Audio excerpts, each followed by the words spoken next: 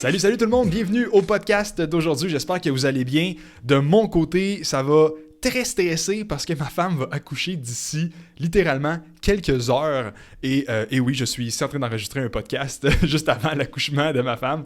Alors, j'avais besoin de parler et d'extérioriser peut-être mon stress en faisant un podcast. Alors aujourd'hui, je voulais vous parler d'un sujet très intéressant qui est, est-ce qu'on doit faire du cardio ou de la musculation pour perdre du poids? C'est une question très fréquente et je vais y répondre encore une fois avec mon opinion et bien sûr l'opinion des kinésiologues du centre kinétique. Alors, si tu as déjà cherché à vouloir perdre du poids, bien, ça se peut que cette question-là t'est venue en tête. Est-ce que tu dois faire du cardio? Est-ce que tu dois faire de la musculation? Qu'est-ce qui va m'aider le plus? On peut faire des recherches sur Internet et on va trouver toutes sortes de réponses pour des avantages de un, des avantages de l'autre. Alors, on va y aller avec mon opinion là-dessus sur qu'est-ce qui pourrait être intéressant à faire dans un objectif de perte de poids.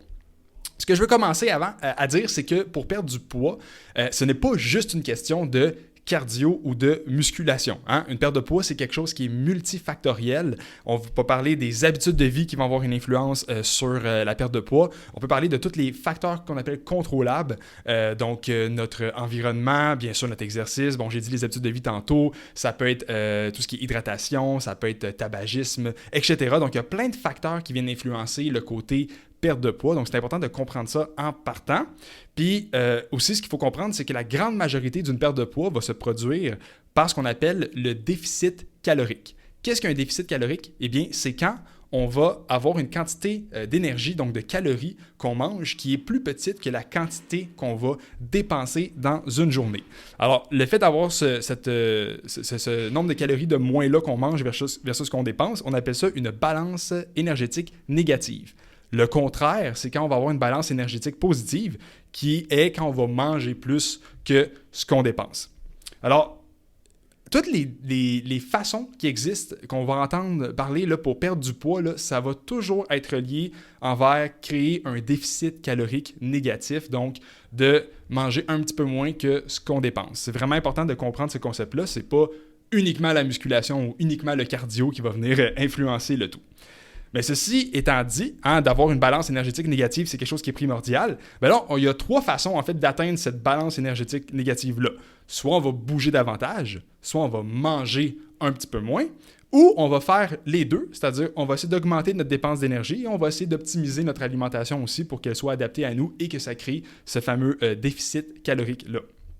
Fait que plus souvent qu'autrement, je vous le dis, la meilleure des approches, selon nous, bien sûr, selon les clients qu'on voit ici, c'est d'avoir les deux. Donc, de bouger un petit peu plus et en même temps d'aller chercher un côté alimentaire qui est plus optimal pour nous. Fait que là, ce qu'on va faire dans le podcast d'aujourd'hui, c'est qu'on va détailler la section bouger davantage en parlant de vraiment concrètement, est-ce que les exercices cardiovasculaires ou les exercices musculaires vont venir nous aider pour la perte de poids. Alors, on va aller tout de suite avec les avantages de la musculation pour perdre du poids. Quand on fait des recherches sur Internet, on voit souvent l'argument qui va nous dire plus je fais de la musculation, plus ma masse musculaire va augmenter et donc plus mon métabolisme de base va augmenter. Qu'est-ce que le métabolisme de base? C'est la quantité de calories qu'on va brûler dans une journée là, au repos, à absolument rien faire. Donc, il y a beaucoup d'articles quand tu recherches sur Internet qui vont nous dire que c'est important de faire la musculation pour perdre du poids parce que ça augmente ce métabolisme de base-là, ce qui fait que au quotidien, tous les jours, je brûle un petit peu plus de calories naturellement, juste parce que j'ai un peu plus de masse musculaire, ce qui me rapproche vers ma perte de poids. La réalité, c'est que c'est tellement minime la quantité de calories qu'on brûle de plus que ça n'a pratiquement pas d'impact. Il faudrait vraiment là, que quelqu'un passe de 0,000 masse musculaire à énormément de masse musculaire pour que ça ait un gros impact, mais la réalité, c'est que ça n'en a pas vraiment. On ne peut pas compter là-dessus comme argument pour dire que la musculation va aider à la perte de poids. C'est quoi le gros avantage, en fait, de la musculation sur la perte de poids? Mais c'est qu'en faisant de la musculation, on va gagner de la force, on va gagner de la stabilité au niveau de nos articulations, on va diminuer des douleurs présentes, comme au niveau du dos, au niveau des épaules, des genoux, etc.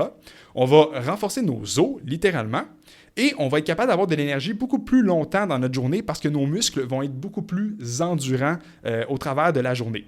Fait que pourquoi ça a un impact sur la perte de poids? C'est parce que dans notre contexte, des gens qu'on voit ici au centre, les gens ils ont toujours des douleurs à des places, sont sédentaires, manquent d'énergie et donc ne bougent presque pas dans leur journée. Alors, faire de la musculation leur permet d'avoir beaucoup plus de force, de stabilité, etc. Ce qui fait qu'on a plus envie de bouger dans la vie de tous les jours et on a plus envie aussi de faire des tâches qui, avant, on se disait « ça me tente pas, j'ai pas d'énergie pour les faire ». Exemple super simple, c'est quelqu'un qui a une douleur à un genou et qui adore prendre des marches un petit 15-20 minutes le soir à l'extérieur, mais depuis cette douleur au genou-là, ne prend pas de marche du tout. Ce qui arrive, on dépense moins d'énergie et le poids commence à monter. Alors, ce qui est important avec la musculation, c'est qu'on va être capable de venir diminuer les douleurs au niveau du genou et on va être capable après ça de recommencer tranquillement à faire des marches et à pouvoir aider à la perte de poids. Un autre exemple, je ne sais pas s'il y en a qui sont parents ou des grands-parents même dans ceux qui nous écoutent, mais quelqu'un qui a une douleur au dos et qui veut, par exemple, aller jouer dans un parc avec un enfant, eh bien là, ça se peut que à cause de sa douleur au dos, puis par le fait qu'elle est plus faible en général parce qu'elle a moins de masse musculaire vu qu'elle ne fait pas de musculation, etc., mais ça se peut qu'après 10 minutes, la personne n'est plus capable de jouer avec l'enfant dans un parc, tandis qu'avant, tandis que si elle fait de la musculation ou quoi que ce soit, ben là, ça se peut que ça puisse être 30 minutes, même 1 heure de temps à jouer dans un parc avec un enfant.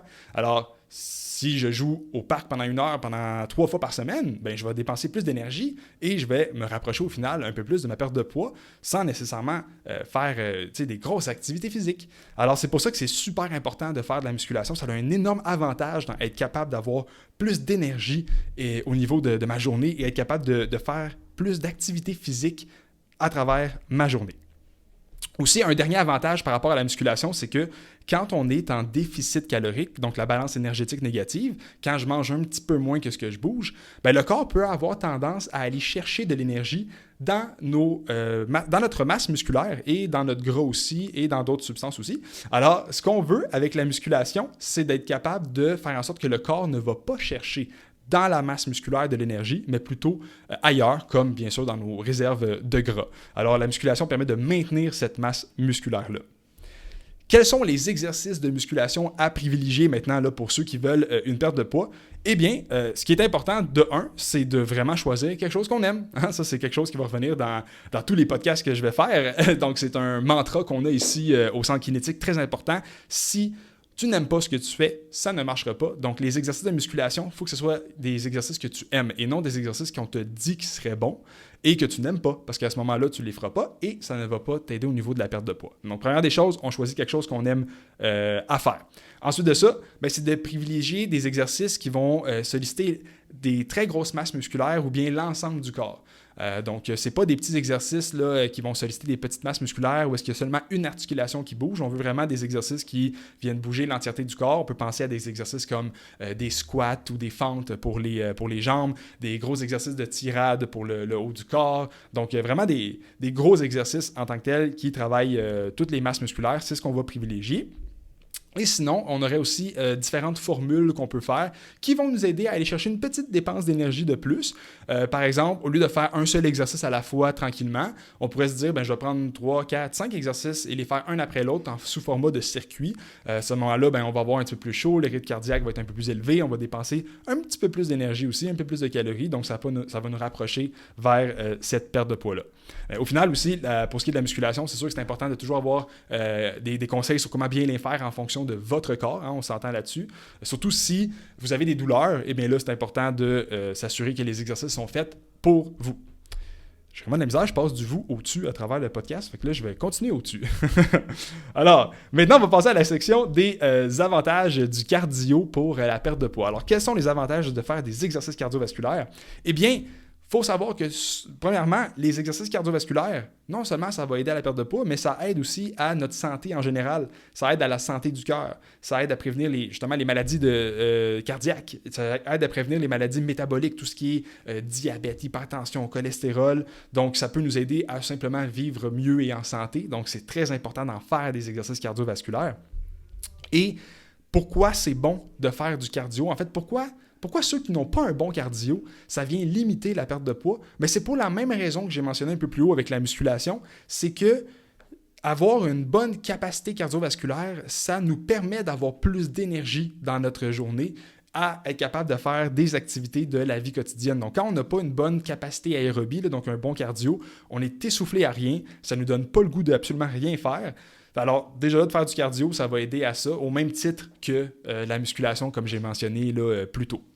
Maintenant, si on parle uniquement de la dépense de calories, pour les exercices cardiovasculaires, ben, c'est eux qui vont avoir la plus forte demande énergétique parmi tous les exercices. Donc, faire des exercices cardio, c'est ce qui va dépenser le plus de calories, tout exercice confondu. Donc, c'est bien supérieur à toutes les techniques qu'on pourrait faire au niveau de la musculation pour ce qui est de la dépense de calories.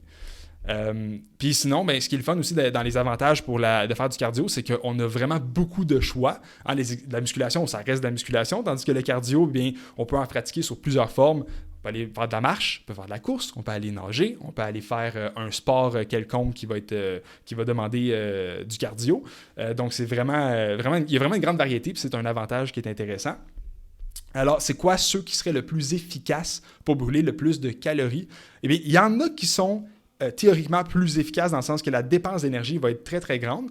Encore une fois, il faut simplement trouver quelque chose qu'on aime, parce que même si ça a une grande dépense d'énergie, ça ne va pas nous aider à perdre du poids si on n'en fait pas. Fait que c'est quoi les exercices avec la plus grande dépense d'énergie? Eh bien, on a tout ce qui est course à pied, on a la natation.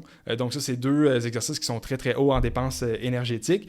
Alors, mais si vous n'aimez pas une des deux, mais que vous aimez marcher, vous aimez faire du vélo, vous aimez faire autre chose, eh bien, faites ceux-là. C'est ça qui va vous aider le plus à perdre du poids. Alors là, c'est qu'est-ce qui est bon entre le cardio et la musculation pour optimiser la perte de poids? La réponse, là, c'est vraiment un combiné des deux. Hein. Comme je l'ai dit plus haut, c'est important de ne pas juste mettre tous nos œufs dans le même panier. Là. Donc, on va faire les deux, mais c'est les exercices cardiovasculaires qui vont vraiment offrir une plus grande dépense de calories et c'est ce qui va nous permettre d'aller plus vite dans une balance énergétique négative, comme j'ai mentionné encore une fois plus tôt. Alors, les exercices cardiovasculaires, c'est eux qui vont avoir un très gros impact.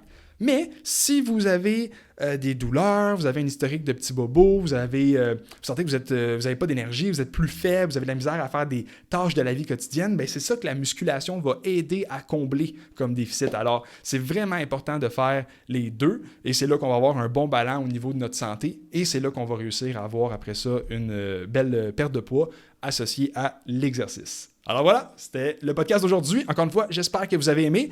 Et moi, je vais prendre une petite pause, bien sûr, de podcast pour les 3-4 prochaines semaines, le temps de m'occuper de mon nouveau bébé.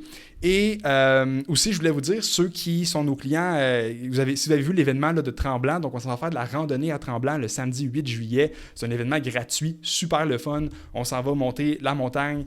C'est juste pour avoir de la motivation à bouger en gang. C'est un bon défi quand même. C'est environ 2h30 de montée avec un bon dénivelé. Là, puis c'est super le fun. On va manger en haut. Alors, je vous invite à aller vous inscrire, billet gratuit, inviter votre famille, vos amis si ça vous tente. Ça va être un super événement.